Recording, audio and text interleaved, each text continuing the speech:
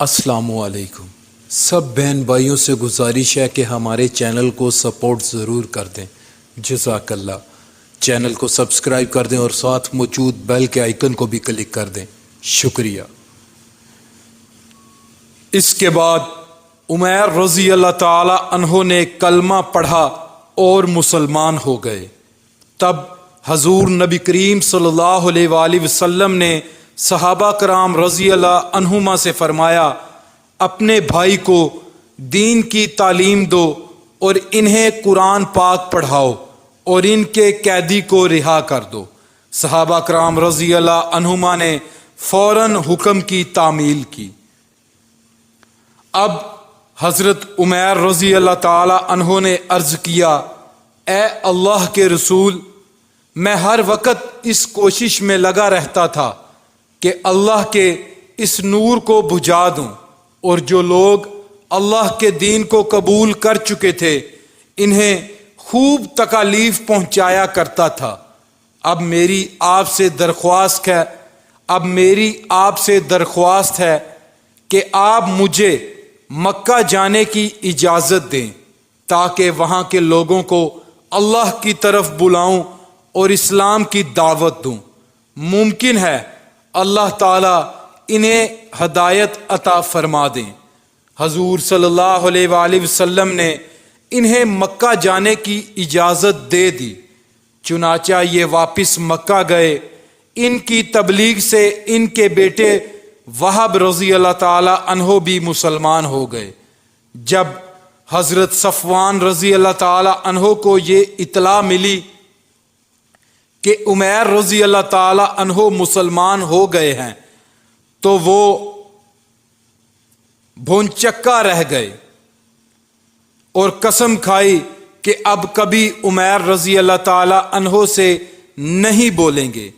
اپنے گھر والوں کو دین کی دعوت دینے کے بعد عمیر رضی اللہ تعالی عنہ صفوان کے پاس آئے اور پکار کر کہا، اے صفوان، تم ہمارے سرداروں میں سے ایک سردار ہو۔ تمہیں معلوم ہے کہ ہم پتھروں کو پوجتے رہے ہیں اور ان کے نام پر قربانیاں دیتے رہے ہیں، بھلا یہ بھی کوئی دین ہوا؟ میں گواہی دیتا ہوں کہ اللہ تعالیٰ کے سوا کوئی معبود نہیں، اور یہ کہ محمد صلی اللہ علیہ وآلہ وسلم اللہ کے رسول ہیں۔ ان کی بات سن کر صفوان رضی اللہ تعالی عنہ نے کوئی جواب نہ دیا۔ بعد میں فتح مکہ کے موقع پر عمیر رضی اللہ تعالی عنہ نے ان کے لیے امان طلب کی تھی اور پھر یہ بھی ایمان لے آئے تھے۔ ان کے اسلام لانے کا قصہ فتح مکہ کے موقع پر تفصیل سے آئے گا انشاءاللہ۔ اسی طرح ان قیدیوں میں نبی کریم صلی اللہ علیہ وآلہ وسلم کے چچا حضرت عباس رضی اللہ تعالی عنہ بھی تھے۔ صحابہ کرام نے انہیں بہت سختی سے باندھ رکھا تھا۔ رسی کی سختی انہیں تکلیف دے رہی تھی اور وہ کراہ رہے تھے۔ ان کی اس تکلیف کی وجہ سے حضور صلی اللہ علیہ وآلہ وسلم بھی تمام رات بے چین رہے۔ جب صحابہ کرام رضی اللہ عنہما کو معلوم ہوا کہ حضور صلی اللہ علیہ وآلہ وسلم اس وجہ سے بے چین ہیں تو فوراً حضرت عباس رضی اللہ تعالی عنہ کی رسیاں ڈھیلی کر دیں۔ یہی نہیں، باقی تمام قیدیوں کی رسیاں بھی ڈھیلی کر دیں۔ پھر انہوں نے اپنا فدیہ ادا کیا اور رہا ہوئے۔ اسی موقع پر حضرت عباس رضی اللہ تعالی عنہ مسلمان ہو گئے تھے۔ انہوں نے مکہ والوں سے اپنا مسلمان ہونا پوشیدہ رکھا۔ قیدیوں میں ایک قیدی ابو عزرہ بھی تھا۔ اس نے حضور نبی کریم صلی اللہ علیہ وآلہ وسلم سے التجا کی، اے اللہ کے رسول، میں بال بچوں والا آدمی ہوں اور خود بہت ضرورت مند ہوں، میں فدیہ ادا نہیں کر سکتا، مجھ پر رحم فرمائیں۔ یہ شاعر تھا، مسلمانوں کے خلاف شعر لکھ لکھ کر آپ کو تکلیف پہنچایا کرتا تھا۔ اس کے باوجود آپ صلی اللہ علیہ وآلہ وسلم نے اس کی درخواست منظور فرمائی اور بغیر فدیے کے اسے رہا کر دیا، البتہ اس سے وعدہ کیا کہ آئندہ وہ مسلمانوں کے خلاف اشعار نہیں لکھے گا۔ اس نے وعدہ کر لیا، لیکن رہا ہونے کے بعد جب یہ مکہ پہنچا تو اس نے پھر اپنا کام شروع کر دیا، مسلمانوں کے خلاف اشعار کہنے لگا۔ یہ مکہ کے مشرکوں سے کہا کرتا تھا، میں نے محمد صلی اللہ علیہ وآلہ وسلم پر جادو کر دیا تھا، اس لیے انہوں نے مجھے بغیر فدیے کے رہا کر دیا۔ اگلے سال یہ شخص غزوہ احد کے موقع پر کافروں کے لشکر میں شامل ہوا اور اپنے اشعار سے کافروں کو جوش دلاتا رہا۔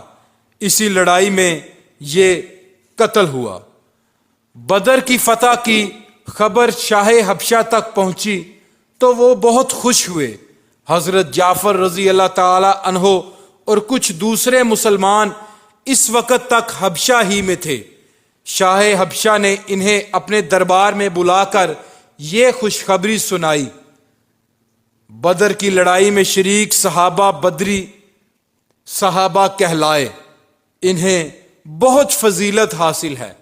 حضرت ابو ہریرہ رضی اللہ تعالی عنہ سے روایت ہے کہ آپ صلی اللہ علیہ وآلہ وسلم نے ارشاد فرمایا، اللہ تعالی نے اصحاب بدر پر اپنا خاص فضل و کرم فرمایا ہے اور ان سے کہہ دیا ہے کہ جو چاہو کرو، میں تمہارے گناہ معاف کر چکا، یا یہ فرمایا کہ تمہارے لیے جنت واجب ہو چکی ہے۔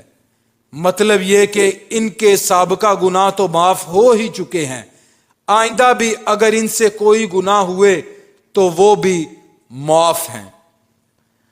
غزوہ بدر کے بعد آپ صلی اللہ علیہ وآلہ وسلم نے اپنی چھوٹی بیٹی حضرت فاطمہ رضی اللہ تعالی عنہا کی شادی حضرت علی رضی اللہ تعالی عنہ سے کر دی۔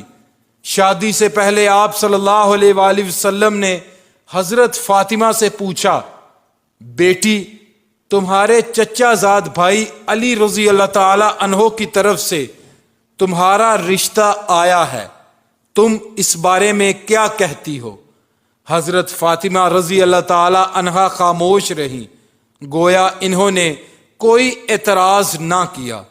تب حضور نبی کریم صلی اللہ علیہ وآلہ وسلم نے حضرت علی رضی اللہ تعالی عنہ کو بلایا اور ان سے پوچھا، تمہارے پاس کیا کچھ ہے، یعنی شادی کے لیے کیا انتظام ہے؟ انہوں نے جواب دیا، میرے پاس صرف ایک گھوڑا اور ایک زرہ ہے۔ یہ سن کر آپ صلی اللہ علیہ وآلہ وسلم نے ارشاد فرمایا، گھوڑا تو تمہارے لیے ضروری ہے، البتہ تم زرہ کو فروخت کر دو۔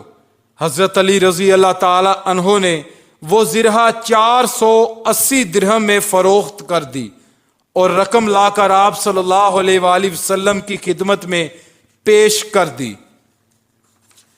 اس سلسلے میں ایک روایت یہ بھی ہے کہ جب حضرت عثمان رضی اللہ تعالی عنہ کو پتہ چلا کہ شادی کے سلسلے میں حضرت علی رضی اللہ تعالی عنہ اپنی زرہ بیچ رہے ہیں تو انہوں نے فرمایا، یہ زرہ اسلام کے شاہ سوار علی کی ہے، یہ ہرگز فروخت نہیں ہونی چاہیے۔ پھر انہوں نے حضرت علی رضی اللہ تعالی عنہ کے غلام کو بلایا اور انہیں 400 درہم دیتے ہوئے کہا، یہ درہم اس زرہ کے بدلے میں علی کو دے دیں۔ ساتھ ہی انہوں نے زرہ بھی واپس کر دی۔ بہرحال اس طرح شادی کا خرچہ پورا ہوا۔ حضور نبی کریم صلی اللہ علیہ وآلہ وسلم نے حضرت علی رضی اللہ تعالی عنہ اور حضرت فاطمہ رضی اللہ تعالی عنہا کے نکاح کا خطبہ پڑھا۔ پھر آپ صلی اللہ علیہ وآلہ وسلم نے دونوں کے لیے دعا فرمائی۔ غزوہ بدر کے بعد غزوہ بنی قینقاع پیش آیا۔ یہ بنی قینقاع پیش آیا۔ قینقاع یہودیوں کے ایک قبیلے کا نام تھا۔ یہودیوں میں یہ لوگ سب سے زیادہ جنگجو شمار ہوتے تھے۔ مدینہ منورہ میں آمد کے بعد نبی کریم صلی اللہ علیہ وآلہ وسلم نے یہودیوں سے صلح کا معاہدہ فرمایا تھا۔ اللہ پاک پڑھنا اور سننا قبول فرمائے، اللہ پاک کمی کوتاہی معاف فرمائے۔